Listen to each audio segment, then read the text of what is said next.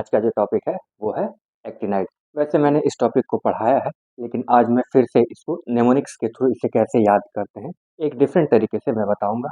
और साथ ही साथ इसके साथ कुछ कुछ सवाल भी कराऊंगा जो कि रिसेंट ईयर्स में पूछे गए हैं। और मैंने अभी हाल ही में 3-4 दिन पहले ही मैंने एक बड़ा ही अजीब सा सवाल देखा जो कि एक्टिनाइड से पूछा गया है। तो मैं चाहता हूँ कि आपको वो मतलब कि तरीका ज़रूर पता होना चाहिए कि एग्ज़ामिनर अगर आपसे चाहे तो आप सब कुछ जानते हुए भी रहेंगे तो भी आपसे एग्ज़ामिनर गलती करवा सकता है। तो चलिए आइए देखते हैं कि एक्टिनाइड्स के एलिमेंट्स को कैसे याद रखते हैं न्यूमेरिक्स के थ्रू, और उससे रिलेटेड जो भी सवाल है उनका जवाब कैसे बहुत ही आसानी से दे सकते हैं। तो चलिए आइए देखते हैं। एक्टिनाइड्स एक्टिनाइड्स जो है वो एफ ब्लॉक का एफ ब्लॉक में आता है ना। और ये एटॉमिक नंबर 90 से लेकर के 103 तक आता है। तो चलिए पहले ब्लॉक बना लेते हैं, मतलब कि घेरा बना लेते हैं, और इसमें डालेंगे सारे एक्टिनाइड के एलिमेंट को डालेंगे इसमें।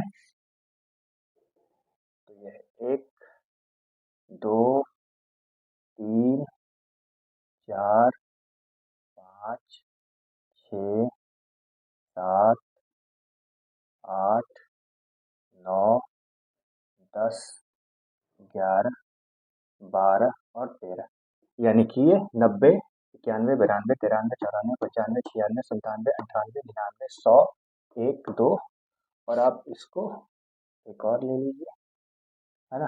तो एटॉमिक नंबर 90 से लेकर के 103 तक हमारा एक्टिनाइड है। तो इसको नेमोनिक्स के थ्रू ऐसे याद रख सकते हैं कि थम्स अप, पेप्सी, उल्टा नहीं पीना, है ना। थम्स अप, पेप्सी, उल्टा नहीं पीना, पुराने आम कम बिकेंगे, शायद इलेक्शन फिर मोदी नहीं मोदी एमडी नहीं लड़ेंगे। यानी कि TH से थोरियम, PA से protactinium, uranium, neptunium, plutonium, americium, curium, berkelium, californium, einsteinium, fermium, mendelevium, nobelium और लॉरेंसियम, है ना। मैं एक बार फिर से नेमोनिक्स बोल देता हूँ ताकि आपको आसानी से याद हो जाए, है ना। थम्स अप, पेप्सी, उल्टा नहीं पीना, पुराने आम कम बिकेंगे, शायद इस बार फिर मोदी, शायद इलेक्शन फिर मोदी नहीं लड़ेंगे, है ना। Thorium, protactinium, uranium, neptunium, plutonium, americium, curium, berkelium, californium, einsteinium, fermium, mendelevium, nobelium और लॉरेंसियम। और ये एटॉमिक नंबर 90 से लेकर के 103 तक होता है, जैसे कि 91, 92, 93, 94, 95, 96, 97, 98, 99, 100, 101, 102 और ये 103। अब मैं आपसे इससे रिलेटेड आपको 2-3 सवाल कराता हूँ जो कि अभी रिसेंटली पूछा गया है। और जब मैं उन सवालों को कर रहा था तो मुझे भी थोड़ी बहुत दिक्कत आई, और मुझे ऐसा लगा कि सब कुछ जानते हुए भी अगर एग्जामिनर चाहे तो वो आपसे गलती करवा सकता है। जैसे कि मैं 2-3 सवाल लेकर के आया हूँ। तो जो पहला जो सवाल है वो ये है कि क्वेश्चन ये था, ये एक रेलवे के बोर्ड में रेलवे बोर्ड के एग्जाम में ये सवाल आया है, और आप भी इसको करके देखिएगा और आपको भी थोड़ा सा सोचना पड़ेगा कि आखिर इसका जवाब क्या होगा। जैसे कि क्वेश्चन यही था कि इनमें से कौन सबसे अलग है, इनमें से कौन सबसे अलग है, which of the following is different from others. तो ऑब्जेक्टिव में दिया हुआ था THNP, दूसरा ऑप्शन था PUBK, तीसरा ऑप्शन था CF, और MD, चौथा ऑप्शन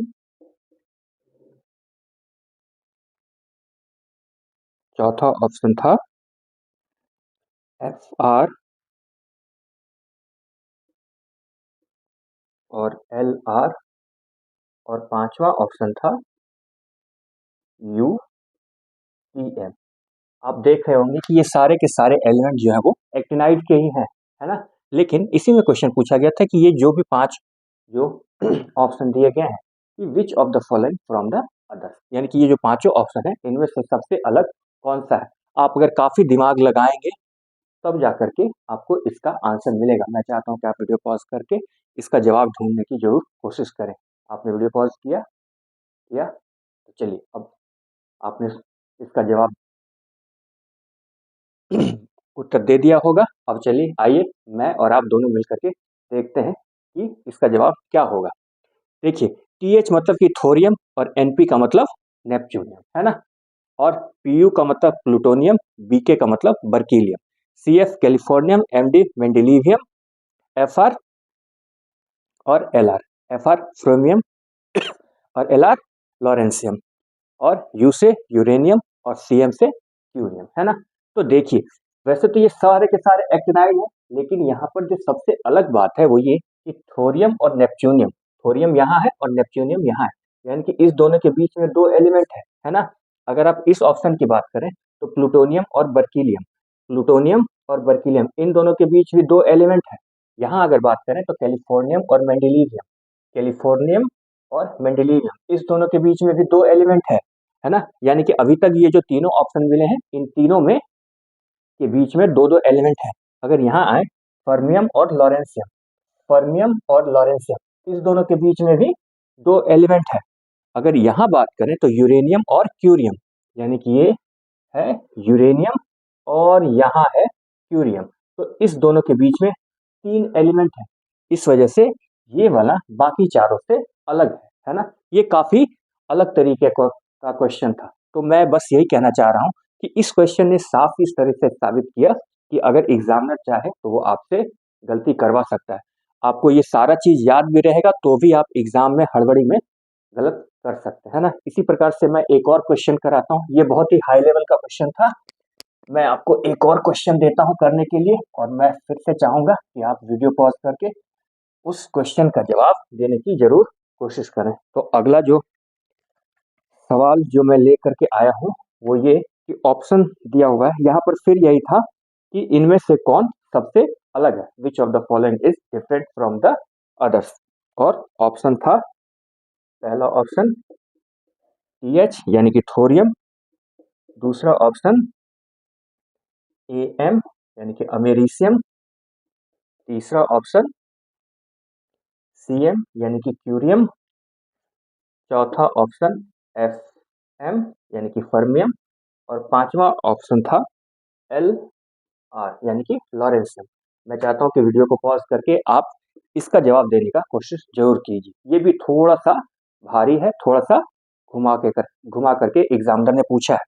क्वेश्चन यही है कि इन पांचों ऑप्शन में से सबसे अलग कौन सा है, सबसे अलग कौन सा है, which of the following is different from the other, thorium, americium, curium, fermium या लॉरेंसियम। आपने जवाब ढूंढ लिया। चलिए अब मैं आपको बताता हूँ कि इसमें से सबसे अलग कौन सा है। अगर आप थोरियम को देखें तो इसका एटॉमिक नंबर है 90, है ना। अगर आप अमेरिसियम को देखें तो इसका एटॉमिक नंबर है 95, और अगर आप क्यूरियम को देखें तो क्यूरियम का एटॉमिक नंबर है 96, और फर्मियम का एटॉमिक नंबर है 100, और लॉरेंसियम का एटॉमिक नंबर है 103। तो एक्सप्लेनेशन में यही दिया हुआ है कि लॉरेंसियम जो है उसका एटॉमिक नंबर 103 है, और ये एक प्राइम नंबर है। प्राइम नंबर यानी कि ये सिर्फ और सिर्फ एक और अपने आप से डिविजिबल है ना। 103 को जब आप देखेंगे तो ये एक प्राइम नंबर है। बाकी सब कोई भी प्राइम नंबर नहीं है, 90 भी नहीं है, 95 भी नहीं है, 96 भी नहीं है, और 100 भी नहीं है ना। तो ये इस तरह के से भी क्वेश्चन जो है आजकल पूछे जा रहे हैं। तो मैं बस ये चाहता हूं कि आप सबको याद रखिए और अपने दिमाग में थोड़ी बहुत क्रिटिकल थिंकिंग बनाते रहिए, करते रहिए, ताकि आपको अगर एग्जामिनर किसी भी तरीके से फंसाने की कोशिश करे एग्जाम में तो आप उस सवाल का जवाब बहुत ही आसानी से दे सके। Thank you for watching.